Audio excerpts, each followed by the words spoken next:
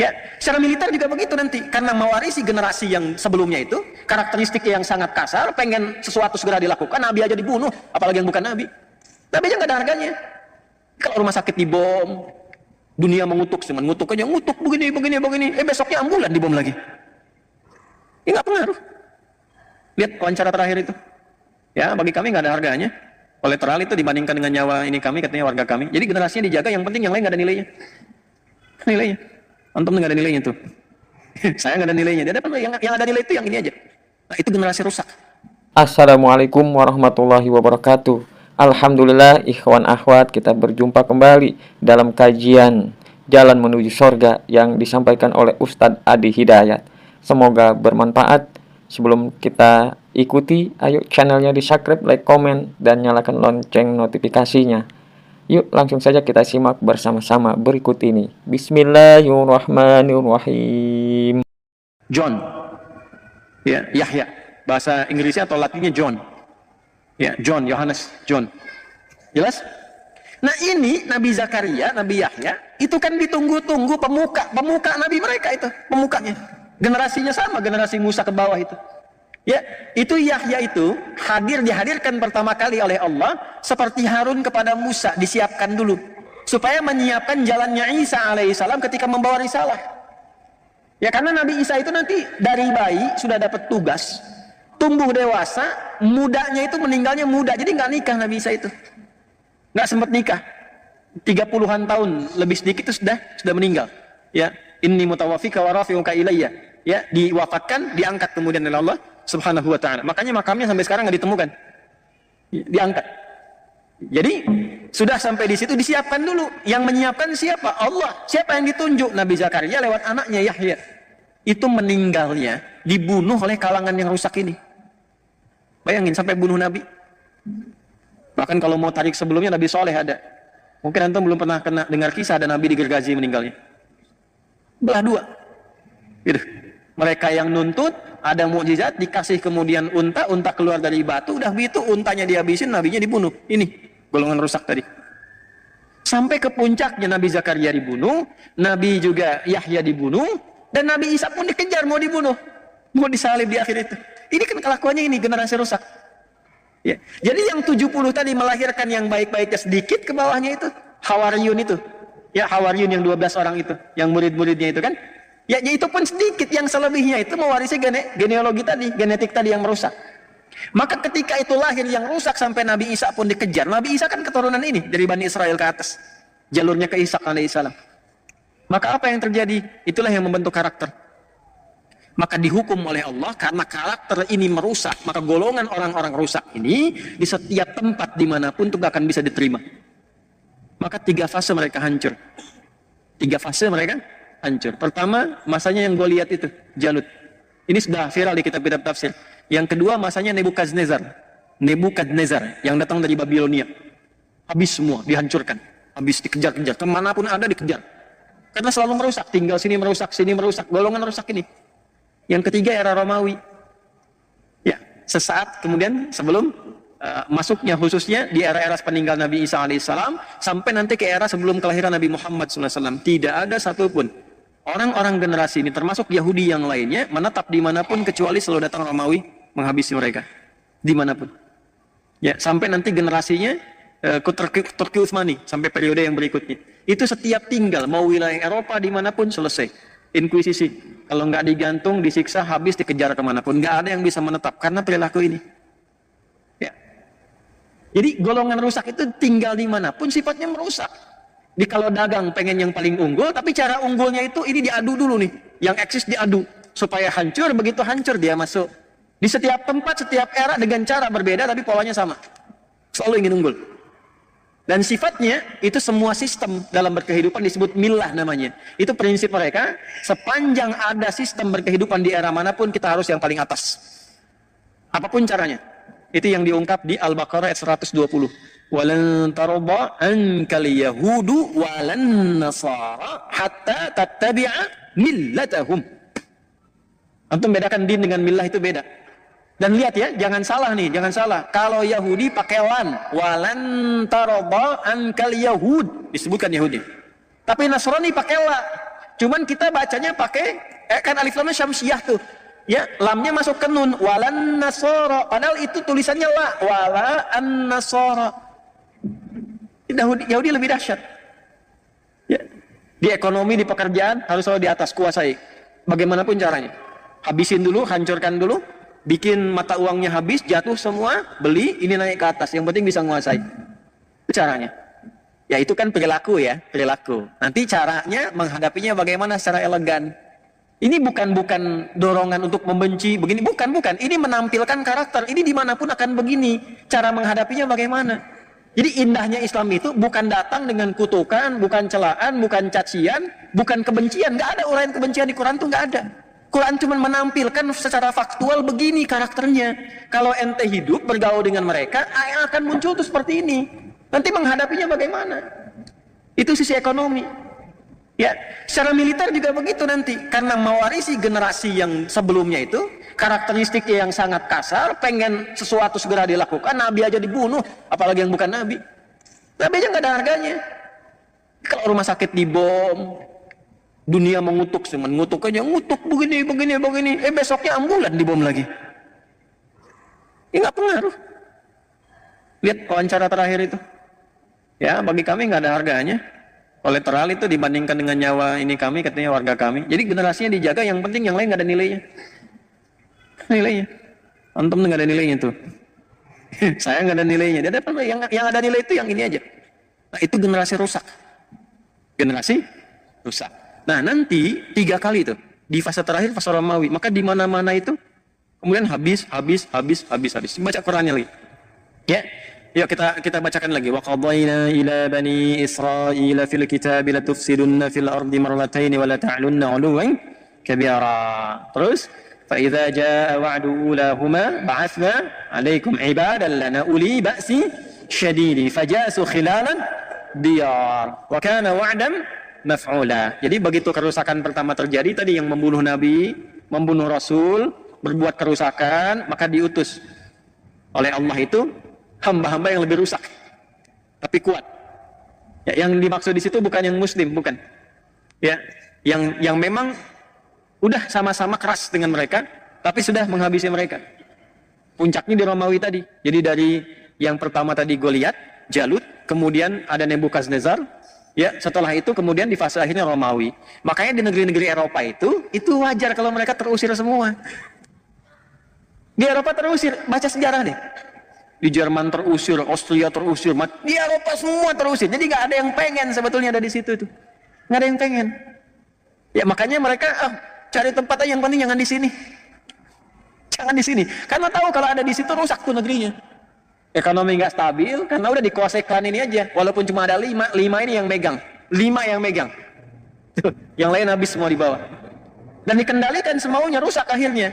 Akhirnya apa yang mereka lakukan? Udah keluarin dari sini, keluar. Dari dulu begitu, diusir, dan seterusnya.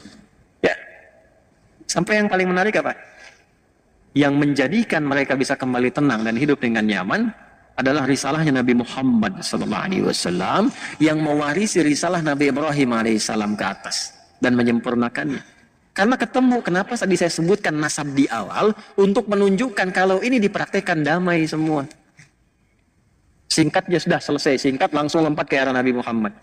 Begitu di era Nabi Muhammad ditertibkan semua, diberikan panduan kepada para sahabat, udah. Nih, maaf. Dari klan ini saja yang terusir dari Romawi tadi, kan di Roma itu diusir tuh. Ya, pendeta-pendeta Yahudi, rahib-rahibnya, itu sudah mengatakan, robi-robinya, udah kita tunggu aja Nabi terakhir yang paling hebat, yang membawa kita ke masa keemasan lagi. Namanya Muhammad, lahirnya di Mekah, cuma nanti akan hijrah ke Yasrib. Yasrib itu kota tenang, kota damai, ada kota subur. Cuman kalau di Mekah, dia akan diusir oleh kaumnya, disiksa. Daripada kita ikutan capek, kita nunggu aja di Yasrib. Masih begitu tuh. Kita nunggu aja di Yasrib. Makanya berangkat mereka nanti, ada beberapa suku besar di antara mereka. Ya, ada Bani Nadir, ada Bani Qainuqa nanti. Ya, ada nanti yang di Khaybar, beberapa dan sebagainya. Kumpul tuh. Ada yang kecil-kecil 12 suku. Kumpul semua di Yasrib. Dan mereka cerdik dan ya saya nggak bisa ungkapkan kata, nanti nggak bagus deh ya. Itu mengambil daerah suburnya di utara. Nanti yang selatannya itu ya selatannya, yang ninggalin itu yang keturunan Yaman. Tapi mereka bisa bangun dan akan dibalik oleh Allah. Yang sekarang yang utaranya itu justru ya terlihat biasa-biasa saja, banyak peninggalan hancur di situ. Justru selatannya yang sekarang ada Masjid Nabawi, ada Kuba dan sebagainya itu yang diabadikan lestari. Jadi kalau antum main ke Madinah sambil belajar sejarah, antum bisa merasakan ini nikmatnya beriman. Kalau imannya benar tuh dijaga oleh Allah, yang tandus pun bisa makmur. Makanya ngajinya begitu, jangan cuma bolak-balik gitu ya. Tapi nggak dapat apa-apa. Insya Allah sah, secara umrah sah, baik dan sebagainya. Tapi saat pulang tuh nggak ada refleksi. Qurannya cuma tertulis di mushaf nanti. Nggak ada pengalaman dalam keseharian kita. Singkat. Ini selesai, perilaku menyimpang juga. Udah datang nabinya ditolak, bahkan mau dibunuh. Hukum mereka kalau nanti melakukan misalnya pemberontakan dalam konteks negara, itu hukumnya diusir, di hukum Yahudi. Nabi datang bikin piagam Madinah. Yang punya keyakinan, itu misalnya Yahudi, Nasrani, dan sebagainya, dituliskan dengan hukumnya masing-masing. Orang Islam pakai hukum Islam, orang Yahudi pakai hukum Yahudi. Ketika klan Yahudi di situ memberontak, dengan kesepakatan itu, bahkan ingin membunuh Nabi dan ketahuan dari situ, maka diterapkan hukum Yahudi, keluar dari situ, diusir lagi. Jadi yang ngusir itu bukan Islam, bukan Nabi Muhammad, hukum mereka sendiri yang menjadikan mereka keluar. Itu masih kebawa dari perilaku yang lama itu. Terusirlah kemudian Bani Qainuqa, Bani Nadir, Yahudi bersih semua, Madinah dari Yahudi bersih. Diputar balik di sejarah sekarang, orang Islam yang mengeluarkan Yahudi dari Madinah, kebalik. Itu begitu ceramah sejarah yang benar, dia bobo tuh. Jadi nggak sempat yang dengar, di ujungnya aja keluar baru dia bangun lagi. Persis kayak khutbah Jumat ngantuk tuh. Begitu ujungnya baru kedengaran, ambillah yang bagus, tinggalkan yang jelek, tuh kan? Keluar sendal bagus dipakai itu. Salah kesimpulan. Keluar dari sini, kacau lagi, kacau, di mana-mana diusir dan sebagainya. Secara singkat saja, zamannya Umar dibuka Palestina, Romawi dikalahkan, masuk pasukan, kunci dipegang, kedamaian terjadi. Kristen bisa tinggal di situ nyaman. Bahkan gereja diabadikan, nggak dirusak, nggak diapa-apain. Saking hebatnya Umar pada masa itu, dengan tawadu datang uskup besarnya sampai memberikan kunci gerejanya dan mempersilahkan kalau ingin digunakan untuk ibadah pertama kali. Kata Umar, jangan, ya, supaya tidak jadi fitnah di masa depan. Yang Kristen silahkan ibadah di tempatnya masing-masing. Kita tidak usah memaksa. Lakum dinukum waliyadin. Anda dilindungi, kita saling melindungi di sini, saling menjaga. Yang Kristen silahkan ibadah. Kalau bertanya tentang Islam dijelaskan. Pengen memeluk Islam silahkan, tapi tidak dipaksa. Walaupun yang pegang kuasa umat Islam. Yahudi boleh tinggal damai, semua damai pada masa itu. Sampai masuk lagi Romawi itu, terjadi perang salib. Dikuasai lagi, keluar lagi semua, habis lagi, terjadi lagi seperti dulu. Ya, udah yang bukan Nasrani keluar semua, keluar. Yang Muslim juga demikian, Yahudi dihabisin karena punya. Ini menarik ini, karena punya nasab. Kan Nabi Isa itu dikultuskan, Yesus itu kan dikultuskan. Nah, yang mau mengeksekusi itu kan kalangan Bani Israel dari Yahudi itu. Makanya sesungguhnya secara sejarah, ya, dari kalangan Nasrani ini sebetulnya punya rasa-rasa tidak suka, dendam yang terlampau berkepanjangan. Jadi dimanapun ada Yahudi, itu tertanam dalam fitrahnya yang lama itu, udah keluarin. Ya, kalau bisa habisin. Ya. Jadi kalau kita perhatikan dengan jujur, pernah nggak antum mendapatkan referensi sejarah? Ada di satu tempat umat Islam sengaja membantai umat Yahudi? Nggak ada. Coba cek dalam sejarah. Irisannya selalu begitu. Makanya agak aneh kalau nempel perjanjian baru dengan perjanjian lama itu agak aneh gitu. Ya, kalau nempel ya, ini secara ilmiah ya. Ya, secara ilmiah. Jadi argumentasi ilmiah, bukan dalam narasi lain.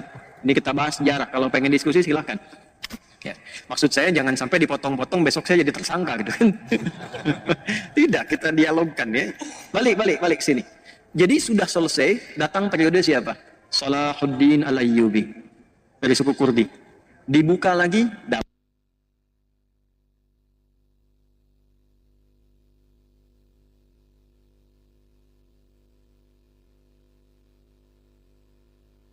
Turki Utsmani sampai 1924, tenang semua, damai dan sebagainya. Terjadi ketika mereka kemudian merasa damai, merasa tenang, golongan rusak muncul lagi. Muncul khayalan. Ini ada nostalgia masa lalu nih. Kenapa kita nggak bangun lagi aja Haikal Sulaiman sekalian di situ? Terus akan di situ ada bukit besar tuh, Nabi kita yang raja paling hebat Daud dikubur di situ, di Bukit Zion tuh. Ya, dataran tinggi Golan yang batasan Syria dan sebagainya. Itu Zion di situ. Maka dimunculkanlah gerakan-gerakan untuk mengembalikan itu dari semua bagian-bagian wilayah Yahudi yang akan di muka bumi. Ya, maka apa yang mereka susun dan sebagainya, teman-teman, Bapak Ibu sekalian, gimana caranya supaya kita bisa hidupkan lagi Haikal Sulaiman, bawa lagi ke situ, itu berdasarkan hayalan saja. Yang tadinya udah damai, udah tenang. Sifat rusak muncul lagi, dikumpulkan, semua akhirnya muncul. Jadi yang disebut, mereka mencoba untuk bawa lobby namanya. Ya, di lobby. Maka muncul lobby Yahudi namanya. Dalam sedunia. Di lobby semua yang sedunia itu, gimana kalau kita bangun gerakan untuk balikan lagi ke situ, munculkan lagi. Maka sebagian mereka besarnya berpusat di Inggris, dikuasai beberapa. 2 hal untuk menguasai itu. Yang pertama itu ekonomi. Ya, falyabudu rabb hadzal bait alladzi at'amahum min ju'. Maka mereka bergerak di bidang ekonomi. Termasuk nanti kalau saya mau cerita di satu waktu yang lain, yang datang ke Nusantara pun dengan VOC itu, saya cerita begini sudah riset, saya begini-begini sudah menduduki kantor VOC di Belanda. Ya, saya sudah ke kantor VOC, sudah saya cek jalurnya, sampai gudangnya, sampai dokumentasinya. Itu VOC itu, Bapak Ibu, konsorsium dagang. Swasta. Yang bawahnya orang Yahudi pertama kalinya. Ketika hancur di Eropa, dia melihat ada ekspedisi-ekspedisi yang dilakukan oleh pasukan-pasukan Salibis. Setelah periode 1492, terjadi perjanjian Terdosias, kemudian Isabel, ya, itu disatukan dengan Ferdinand yang di Spanyol itu jatuh. Kemudian setelah itu membuat misi 3G. Sekarang sudah 4G atau 5G. Ya, dulu masih 3G, God, Glory, and Gospel, menyebar. Itu dipelajari. Karena kerajaan yang kirimkan seringkali karam, di lautan besar itu karam, biayanya banyak, mahal, habis semua. Makanya sering dikali harta karun peninggalan Raja Spanyol dan sebagainya. Sering, sampai jadi film dokumenter sekarang ini. Nah, belajar dari situ, beberapa yang Yahudi bikin satu konsep. Udah, gabungin aja semua nih pengusaha-pengusaha. Supaya resikonya makin kecil. Kalau karam pun harta keluar sedikit, kalau menang keuntungan banyak. Maka disusun itu. Asalnya yang muncul Yahudi, itulah saham pertama kali yang terjadi di bumi. Yang diarahkan untuk kepentingan swasta konsorsium tadi. Itu markasnya kecil aja, kecil. Sekarang jadi asrama. Jadi sedikit begini. Di Delft namanya, Delft. Ya. Ada bulatan masuk lorong sebelah kiri kecil aja, mungkin jaraknya tuh 10 meteran lah ke atas gitu. Itu kantor VOC yang ngambilin rempah-rempah dan semuanya kita itu. Ya, cuman gudangnya sebesar Masjid Al-Azhar depannya. Terus dibikin kanalnya itu nyambung ke 13 provinsi di Belanda, nyambung ke Samudra Hindia, nyambung sampai ke kita. Jadi kalau ngambil rempah-rempah dari sini, lewat jalur laut, itu langsung tembus ke gudang. Masih ada gudangnya sampai sekarang. Di restoran sekarang ini. Saya baru dari sana beberapa waktu yang lalu. Dan yang paling menarik itu pajaknya dipakai untuk membangun Belanda. Jadi Belanda itu dibangun dari pajaknya VOC. Jadi Belanda tuh. Sampai ke New York nanti. New York itu asalnya mau dibangun New Netherlands. New York itu kita punya saham rempah dari sini ke New York itu. Makanya harusnya masuknya tanpa visa tuh ke sini. Sahamnya dari sini, baca sejarah lagi, baca sejarah. Itu bangun, bayangkan betapa kayanya negeri ini. Pajaknya aja bisa bangun Belanda, pajaknya aja. Yang sehat, yang baik-baik itu. Ini makmur, ini anugerah atas berkat rahmat Allah yang Maha Kuasa. Indonesia itu kaya. Ya, cuman orang-orangnya juga mesti berpikir mendekati Allah supaya baik. Yang kita perlukan orang baik. Kalau cuman pintar nggak baik, kekayaannya nggak berguna, habis. Ya balik lagi dari situ, itu Anda bisa bayangkan ekonomi dikuasai di masa-masa itu. Jadi yang pertama dikuasai ekonominya dulu supaya megang dunia. Karena kalau ekonomi dikuasai gampang, militer dikendalikan, pemerintahan dikendalikan. Karena gampang bayar selesai. Itu ilmu dipakai dari Korun. Rusaknya dari situ. Karena Firaun dibiayainya oleh Korun. Nanti muncul panglimanya namanya Haman. Makanya sering diungkap di Quran kisah Korun, kisah Firaun. Zamannya kan sama. Panglimanya Haman, intelektualnya juga ada. Dan penasihat spiritual yang kebelingernya pun ada, Balaam namanya. Komplit lah di situ. Ya, jadi kalau sudah unsur-unsur itu ada dan nggak disebutkan, ya, secara tegas nama detailnya untuk menunjukkan kesan bahwa itu bisa berpotensi terjadi lagi di masa depan. Yang membawa itu genealogi ini, manusia-manusia ini, kuasai ini, nanti tinggal gampang. Ya, itu di masa-masa itu sudah terjadi. Kalau ingin menentukan satu pemimpin di mana saja sampai ke level-level daerah. Kalau di kita mungkin wali kota atau bupati, itu sudah nyampe. Udah masuk ke satu tempat disiapkan semuanya. Ini biayanya sekian. Ukuran jas kamu, ukuran sepatu kamu, ukuran ini udah sekian. Jadi, tapi harus ikut begini. Tuh kelakuan ini. Dari dulu. Itu kalau saya buka sampai referensi sampai ke atasnya, kita bisa turunkan nasabnya sampai ke era Firaun itu. Nah, Itu yang terjadi. Maka ini mengonfirmasi, teruskan ayatnya sampai ayat yang ke-6. Tsumma radadna lakumul karrata 'alaihim wa amdadnakum bi amwal. Itu konfirmasinya. Ini pembuktian firman Allah benarnya. Perhatikan, mereka akan kuat di bidang ekonomi. Ini karena gerakan pertama yang dibangun itu. Wa amdadnakum bi amwal wa banin. Keturunan mulai banyak menyebar dan mereka pegang ekonomi itu. Sekarang bukan cuma jadinya di Palestina itu yang 1948 kemudian tiba-tiba deklarasi, yang fasilitasi siapa? Inggris kan? Ya, khayalannya munculkan kembali keagungan itu di Bukit Zion itu. Maka gerakan untuk membawa ke Zion disebut dengan Zionism. Pelaku karakternya disebut dengan Zionis. Jadi yang ada sekarang di situ itu bukan sifat-sifat Israel, bukan. Bukan sifat-sifat Yahudi yang kembali hudna, bukan. Itu Zionis. Karena Yahudi yang awal-awal tinggal itu damai biasa-biasa saja. Coba lihat, biasa-biasa saja dengan orang Islam biasa, dengan Kristen biasa, damai aja. Ini gerakan-gerakan perusak. Jadi yang datang ini perusak. Tapi udah disebut di Quran. Dan itu menyebar. Ya, wa amdadnakum bi amwalin wa banina. Yang paling hebat begini. Wa ja'alnakum aktsara nafira.